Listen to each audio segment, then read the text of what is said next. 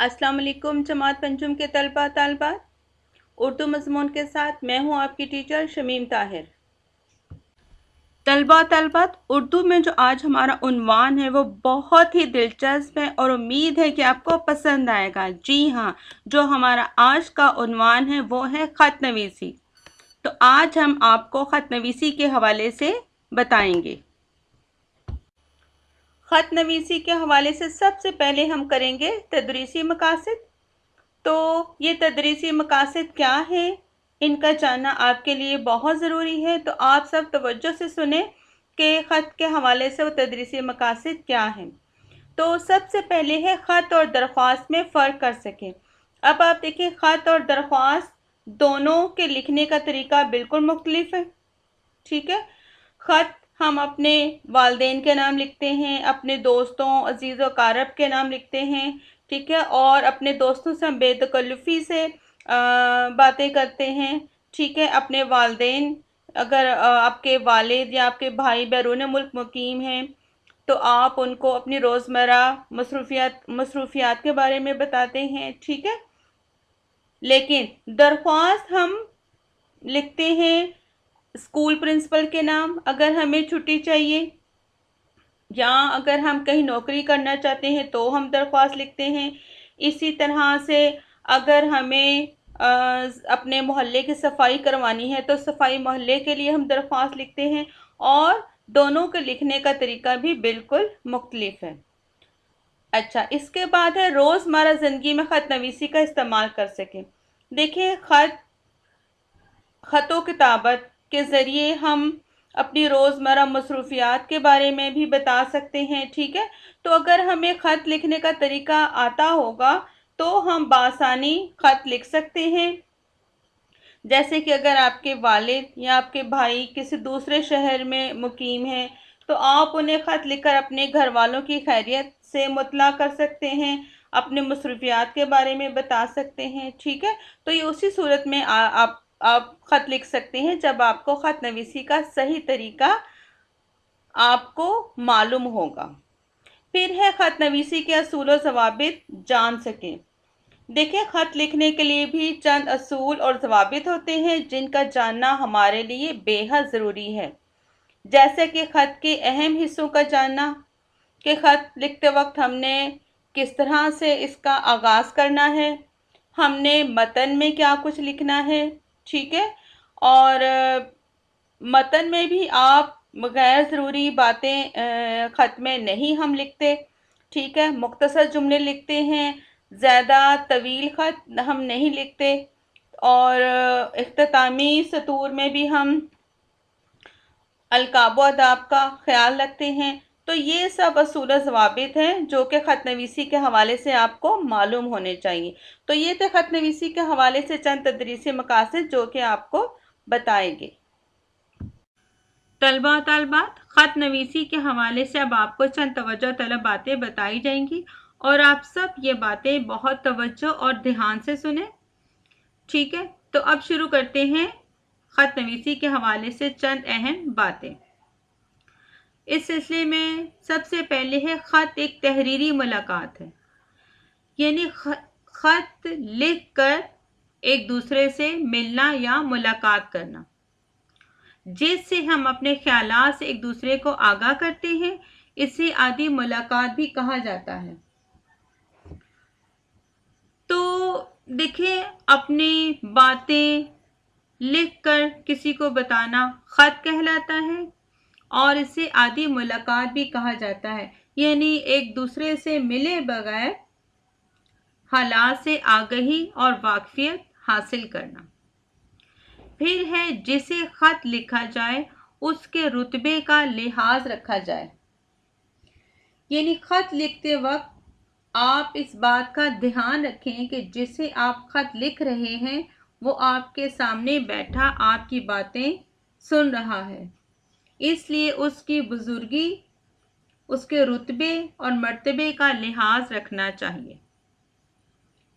उसके बाद है ख़त में फजूल और गैर ज़रूरी बातें ना लिखें, यानी वो बातें ख़त में शामिल ना करें जिनको लिखने का कोई मकसद ही ना हो اور وہ غیر ضروری ہوں، یعنی آپ کے خط کے حوالے سے ان کی کوئی اہمیت نہ ہو، اس لیے ان باتوں کو خط میں شامل نہ کریں۔ اس کے بعد ہے خط صاف کاغذ اور خشک خط تحریر کریں۔ جس پر آپ خط لکھ رہے ہیں، تحریر کر رہے ہیں، وہ کاغذ بالکل صاف ستھرا ہونا چاہیے، اور خشک خط یعنی خوبصورت لکھائی میں آپ خط تحریر کریں تاکہ خط پڑھنے والا آپ کا خط دیکھ کر دلی طور پر خوشی محسوس کرے۔ اس کے بعد ہے خط میں چھوٹے جملے لکھیں اور طویل جملوں سے گریز کریں۔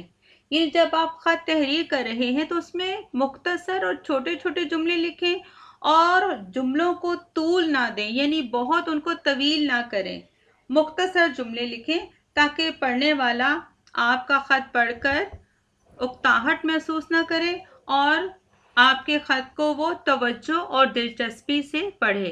تو یہ تھی خط نویسی کے حوالے سے چند توجہ طلب باتیں۔ چلے جناب، اب شروع کرتے ہیں خط کے اہم حصے۔ خط عام طور پر مندرجہ ذیل حصوں پر مشتمل ہوتا ہے۔ تو سب سے پہلے ہے خط لکھنے والے کا پتہ اور تاریخ۔ جو خط لکھ رہا ہے وہ خط کے سب سے اوپر دائیں جانب اپنے گھر کا مکمل پتہ بمائے تاریخ کے تحریر کرے گا، چاہے وہ اپنے گھر کا پتہ لکھے، اپنے تعلیمی ادارے کا پتہ لکھے یا کسی ہاسٹل وغیرہ کے۔ اس کے بعد ہے القاب و آداب۔ القاب و آداب یعنی جسے آپ خط لکھ رہے ہیں اس کے ساتھ آپ کا رشتہ اور تعلق کیا ہے، اسی کی مناسبت سے آپ القاب و آداب تحریر کریں گے۔ مثال کے طور پر محترم ابا جان، استاد محترم، پیارے دوست، عزیز دوست، پیاری آپا جان، پیاری بہن۔ اس طرح کے القاب و آداب آپ رشتے اور تعلق کے لحاظ سے تحریر کریں گے۔ پھر آ جاتا ہے نفس مضمون، جسے متن بھی کہا جاتا ہے اور یہ خط کا سب سے اہم حصہ کہا جاتا ہے۔ اس میں ہی آپ نے بتانا ہے کہ جسے آپ خط لکھ رہے ہیں اس کی کیا وجہ ہے، یعنی اپنے خیالات اور اپنی جو کچھ آپ نے باتیں بتانی ہے وہ آپ متن میں تحریر کرتے ہیں، یعنی اپنے خط لکھنے کی وجہ آپ اسی متن میں تحریر کرتے ہیں اور یہ ایک پیراگراف پر مشتمل ہوتا ہے۔ پھر ہے اختتامی آداب و سطور۔ خط لکھنے کے بعد آپ رسمی انداز میں آپ آداب و دعا لکھتے ہیں اور اپنے نام کے ساتھ اختتام کرتے ہیں، جیسے وسلام، آپ کا فرما بردار بیٹا، آپ کا چھوٹا بھائی، آپ کا دوست، پھر اپنا نام لکھ کر اور پھر آپ خط کو ختم کر دیتے ہیں، یعنی خط کا اختتام ہو جاتا ہے۔ تو یہ تھے خط کے اہم حصے اور ان کی مدد سے آپ ایک بہت اچھا خط تحریر کر سکتے ہیں۔ طلبہ و طالبات، اب آپ کے سامنے خط نویسی کے حوالے سے خط کا ایک خاکہ دیا جا رہا ہے اور اس خاکے کی مدد سے آپ مختلف عنوانات کے مطابق خط تحریر کر سکتے ہیں۔ تو آپ سب توجہ سے سنیں کہ یہ خاکہ آپ کس طرح سے آپ کے کام آ سکتا ہے۔ تو سب سے پہلے آپ دیکھیں نمبر 1 پر خط لکھنے والے کے گھر، کمرہ امتحان، اسکول کا پتہ۔ اب دیکھیں کہ جو خط لکھ رہا ہے وہ کہاں بیٹھ کے خط لکھ رہا ہے۔ اگر وہ گھر بیٹھ کے خط لکھ رہا ہے تو اپنے گھر کا پتہ لکھے گا۔ کمرہ امتحان میں ہے یعنی امتحانی مرکز میں بیٹھا ہے تو وہ اپنے اس امتحانی مرکز کا پتہ لکھے گا، یا اگر اپنے اسکول میں بیٹھا ہے جماعت میں تو پھر وہ اپنے اسکول کا پتہ لکھے گا۔ ٹھیک ہے، جیسے یہ نیچے ایک مثال کے طور پر ہم نے لکھا ہے لاہور گرامر اسکول فیصل آباد، اس کے بعد مورخہ یعنی تاریخ آپ نے لکھنی ہے، جو بھی تاریخ ہوگی جب بھی آپ خط لکھ رہے ہوں گے اس کے حوالے سے آپ نے وہ مورخہ یا تاریخ تحریر کرنی ہے۔ تو یہاں ہم نے لکھا ہے 17 ستمبر 2020۔ اس کے بعد ہے نمبر 2 پر القاب۔ القاب میں اب آپ نے عہدے کے حساب سے بتانا ہے کہ یہ آپ किस को ख़त लिख रहे हैं। उसमें आप देखें, मिसाल के तौर पर अगर आप अपने दोस्त को लिख रहे हैं तो आप लिखेंगे प्यारे दोस्त। भाई को लिख रहे हैं तो भाई को भी आप लिख सकते हैं प्यारे भाई जान। फिर मोहतरम अब्बा जान, प्यारी आपा जान, ठीक है। और इनके साथ आप देखिए प्यारे दोस्त के बाद एक आपको एक निशान नज़र आ रहा है, इसे कहते हैं हरफे निदा, ठीक है। तो ये लाजमी हम ये निशान लगाते हैं हरूफ में, इसे हरफे निदा कहा जाता है। तो ये हरफे निदा का निशान आपने ज़रूर साथ लगाना होता है, ठीक है। उसके बाद आ जाएगा नंबर 3 पर, आपने आदाब में क्या लिखना है, अलकाब व आदाब में, ठीक है। अलकाब में तो आप अपने ऊपर लिख दिया कि प्यारे दोस्त, प्यारे भाई। उसके बाद है आदाब में आप अस्सलाम वालेकुम लिखेंगे, और अस्सलाम वालेकुम के बाद भी आपने हरफ निदा का निशान लाजमी लगाना है। उसके बाद है नंबर 4 पर इब्तदाई सतूर।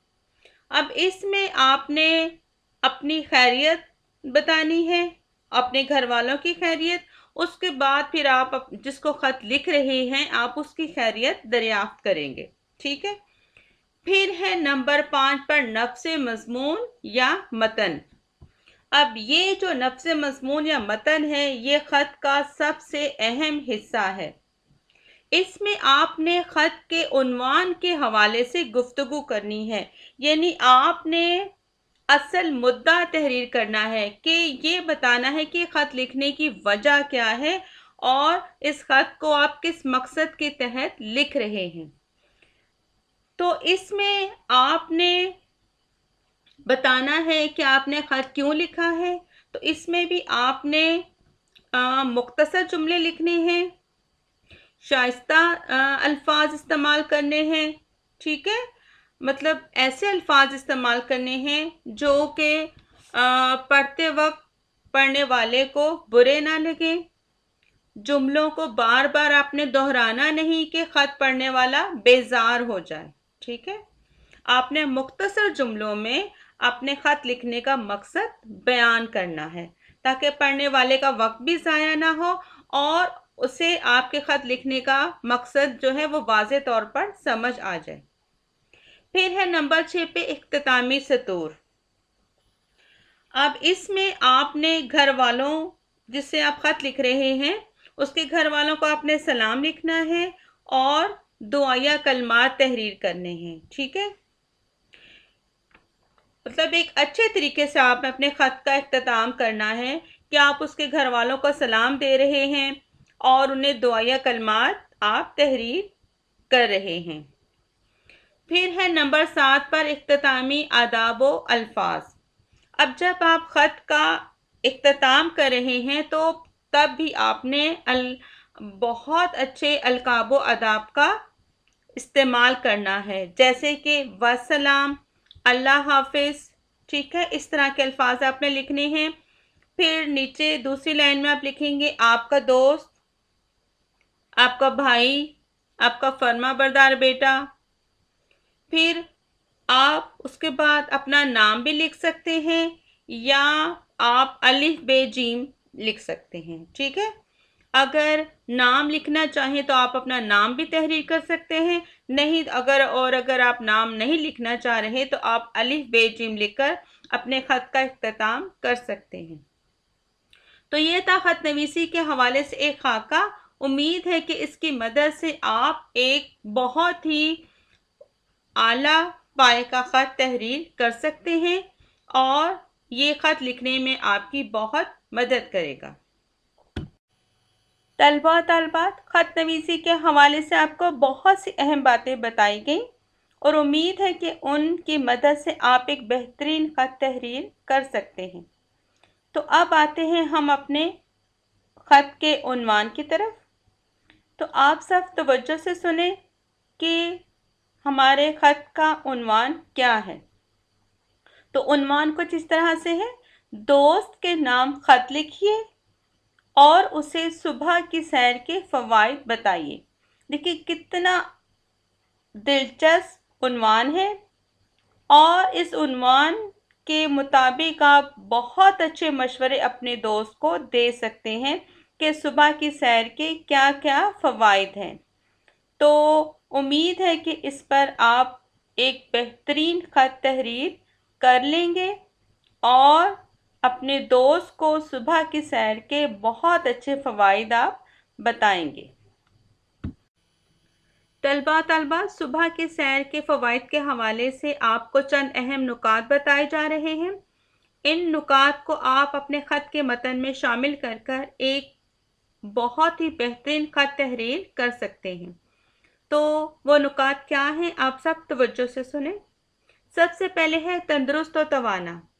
तो इस सिलसिले में आप कुछ इस तरह से लिख सकते हैं कि सैर करने से इंसान तंदुरुस्त और तवाना रहता है।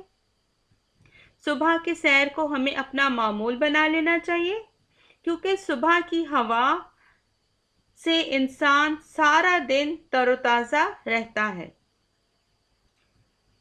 फिर है फुर्ती और तेज़ी। इसमें आप इस तरह से लिख सकते हैं कि इंसान का जिस्म चुस्त और तवाना रहता है, वो हर काम बड़ी फुर्ती और तेज़ी से सर अंजाम देता है और उसका जहन और दिमाग भी तंदुरुस्त रहते हैं। इसके बाद है हशाश बशाश। सैर करने का एक फ़ायदा ये भी है कि इंसान खुश मिजाज और जिंदा दिल हो जाता है और वो हर काम में बढ़ चढ़ कर हिस्सा लेता है। इसके बाद है बीमारियों से दूर।